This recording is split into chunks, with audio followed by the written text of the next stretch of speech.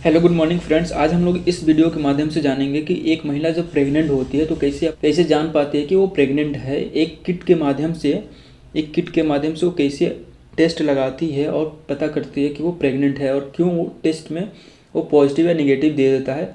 इस वीडियो में आज हम लोग उसी के बारे में डिस्कस करेंगे। तो चलिए वीडियो को स्टार्ट करते हैं। स्टार्ट करने से पहले मैं आप लोग को बता दूँ कि अब तक आप लोग चैनल को सब्सक्राइब नहीं किए हैं तो प्लीज़ वीडियो को लाइक करें एंड चैनल को सब्सक्राइब करें ताकि नया वीडियो जब भी आए तो आप लोगों को मिल सके। तो चलिए वीडियो को स्टार्ट करते हैं। इसमें सबसे पहले हम लोग आज देखेंगे उस हार्मोन के बारे में जो हार्मोन यूरिन और ब्लड में पास आउट होता है, जिसको प्रेगनेंसी के दौरान डिटेक्ट करके पता लगाया जा सकता है कि फीमेल प्रेग्नेंट है या प्रेग्नेंट नहीं है।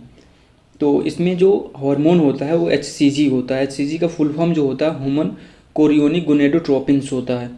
ठीक, ये जो हार्मोन होता है वो प्रेगनेंसी के दौरान जो होता है इंक्रीज हो जाता है। जैसे में आप यहाँ पे एक गोला देख पा रहे होंगे और गोला में डिफरेंट सेल्स पड़े हुए हैं और उसके बाहर भी सेल्स, कई तरह के सेल पड़े हुए हैं।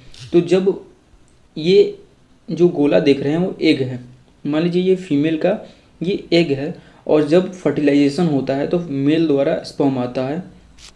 ठीक, स्पर्म जब इसको फर्टिलाइज्ड कर देता है एग को तो इसके फ्यूज होता है तो सेल बनता है, एक जाइगोट बनता है। जाइगोट जो होता है वो डिवाइड करता है, उसमें सेल्स डिफरेंट सेल्स बनते हैं जिसके माध्यम से बॉडी ऑर्गन्स का फॉर्मेशन होता है।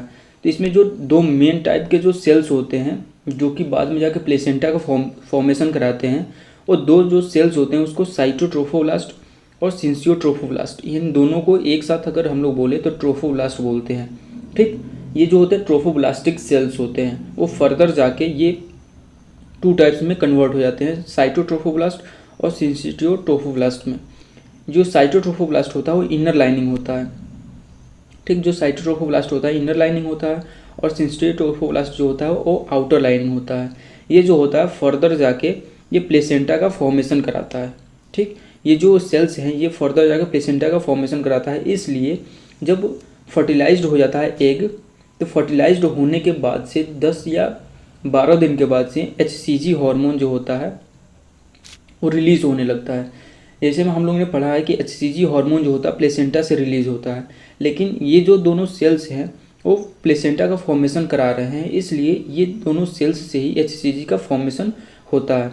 नॉर्मली जैसे में मान लेते हैं कि किसी फीमेल का साइकिल जो है 28 दिनों का है, तो उसके 14th डे पे जो होगा वो एग रिलीज हो जाता है। यानी जितना दिन का साइकिल होता है उसमें से हम लोग 14 माइनस कर देते हैं तो उतना दिन पे वो एग रिलीज हो जाता है। ठीक, तो मान लीजिए यहाँ पे 14th डे पे एग रिलीज हुआ है, तो एग रिलीज होने के बाद से 24 आवर्स तक ये वेट करता है स्पर्म का।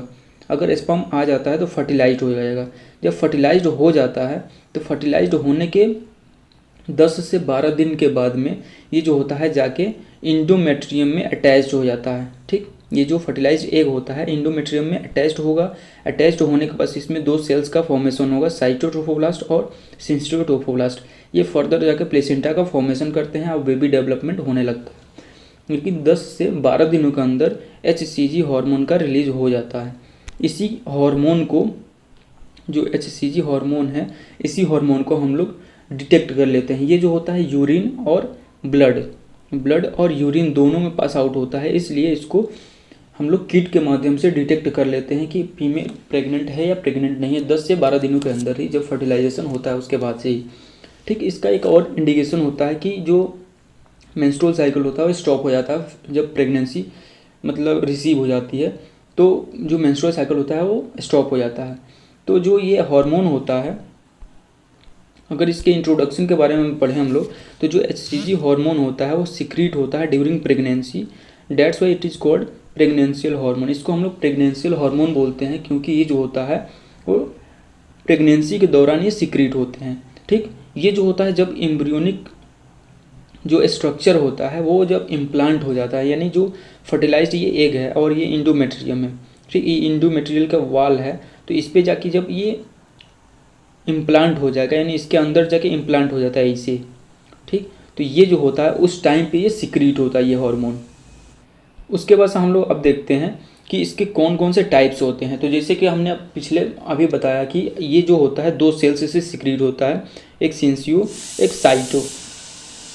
तो जो सिंसियोट्रोफोब्लास्ट से सिक्रीट होता है और साइटोट्रोफोब्लास्ट से, दोनों में अलग अलग चेंजमेंट होते हैं सिक्रीशन के अकॉर्डिंग। और हम लोग बोल सकते हैं इसके 2 यूनिट्स होते हैं, अल्फ़ा यूनिट और बीटा यूनिट। इन दोनों के बेसिस पे इसको 2 टाइप्स में क्लासीफाई किया गया है। जैसे हम यहाँ पे देख सकते हैं एचसीजी जो होता है ग्लाइकोप्रोटीन होता है जिसका मॉलिक्यूलर वेट 36,000 से 40,000 तक होता है। ये जो होता है 2 सब यूनिट से मिलके बना होता है, अल्फ़ा सब यूनिट और बीटा सब यूनिट। और उसके बाद अगर क्लासिफिकेशन की अगर बात करें तो ऑन द बेसिस ऑफ 2 सब यूनिट्स यानी अल्फ़ा और बीटा, और इसके सिक्रीशन के अकॉर्डिंग इसको 2 टाइप्स में डिवाइड किया गया है, एक अल्फ़ा एचसीजी और एक बीटा एचसीजी। ठीक, अब हम लोग दोनों के टाइप्स के बारे में जान लेते हैं। तो जो अल्फ़ा एचसीजी होता है वो साइटोट्रोफोब्लास्ट से सिक्रीट होता है। साइटोट्रोफोब्लास्ट आप यहाँ पे देख पा रहे हैं कि ये साइटोट्रोफोब्लास्ट है, इस सेल्स से ये सिक्रीट होता है जो कि एफएसएच, एलएच और टीएसएच के जैसे होता है। यानी एफएसएच यानी फॉलिकुलर स्टिमुलेटिंग हार्मोन, एलएच यानी ल्यूटिनाइजिंग हार्मोन और टीएसएच यानी थायराइड स्टिमुलेटिंग हार्मोन, इसके एक मतलब सिमिलर होता है। तो बात करते हैं बीटा एचसीजी के बारे में। बीटा एचसीजी जो होता है वो सिक्रीट होता है सिंसियोट्रोफोब्लास्ट के सेल्स से, जो कि फर्दर जाके प्लेसेंटा का फॉर्मेशन कराता है। ये जो होता है अर्लियर मार्कर होता है प्रेगनेंसी के लिए। प्रेगनेंसी में मेनली जो हम लोग डिटेक्ट करते हैं वो बीटा एचसीजी होता है, इसलिए उस टेस्ट को हम लोग बोलते हैं बीटा एचसीजी टेस्ट। ठीक, ये जो होता है बहुत ही सेंसिटिव होता है यूरिन में एज कम्पेयर टू ब्लड।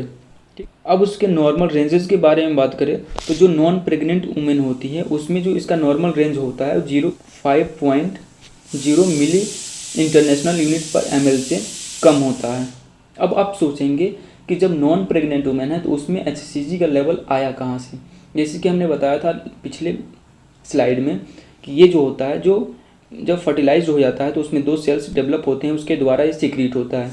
तो अगर नॉन प्रेग्नेंट है तो ये सेल्स तो बने ही नहीं, तो इसमें सिक्रीशंस हो क्यों रहा है एचसीजी का। ये जो होता है एचसीजी ये केवल प्लेसेंटा से ही न सिक्रीट होके ये जो होता है वो कोलोन से यानी इंटेस्टाइन से, उसके बाद से सम अमाउंट में लीवर से और पिट्यूटरी से भी स्मॉल अमाउंट क्वांटिटी में सिक्रीट होता है। इसीलिए ये जो होता है मेल्स में भी स्मॉल अमाउंट में सिक्रीट होते रहते हैं। ठीक, उसके बाद से हम लोग बात करते हैं इसमें पोस्ट मीनोपॉजल वुमेन में, यानी मीनोपॉज होने के बाद से जो नॉर्मल रेंज होता है एचसीजी का वो लेस देन 9.5 मिली इंटरनेशनल यूनिट पर ml होता है। जो एचसीजी होता है उसको हम लोग 8 से 10 दिनों में डिटेक्ट कर लेते हैं। प्रेगनेंसी जब हो जाता है तो 8 से 10 दिनों में हम लोग डिटेक्ट कर लेते हैं। तो तब तक के लिए इतना ही, मिलते हैं नेक्स्ट वीडियो में। जय हिंद, वंदे मातरम।